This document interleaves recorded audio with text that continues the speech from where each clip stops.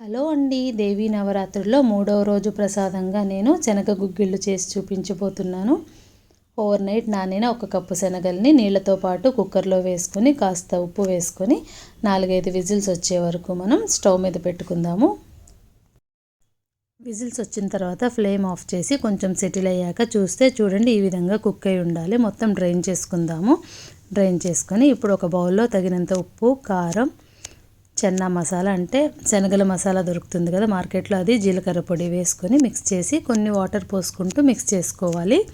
ఈ విధంగా మిక్స్ చేసి పెట్టుకొని ఒక ప్యాన్లో ఆయిల్ పోసుకొని ఆయిల్ వేడైన తర్వాత ఆవాలు, జీలకర్ర, కొంచెం శనగపప్పు, మినప్పప్పు, అల్లం ముక్కలు వేసుకోవాలి. తర్వాత కాస్త ఇంగువ వేసుకొని పచ్చిమిరపకాయలు 2, కాస్త కరివేపాకు వేసి మిక్స్ చేసుకోవాలి. ముందుగా కలుపుకున్న ఉప్పు, కారం, చెన్నా మసాలా, జీలకర్ర పొడి ఇవన్నీ మిక్స్ చేసుకున్న మిశ్రమాన్ని ఇందులో వేసుకొని కొన్ని నీళ్లు మిక్స్ చేసి వేసుకోవాలి.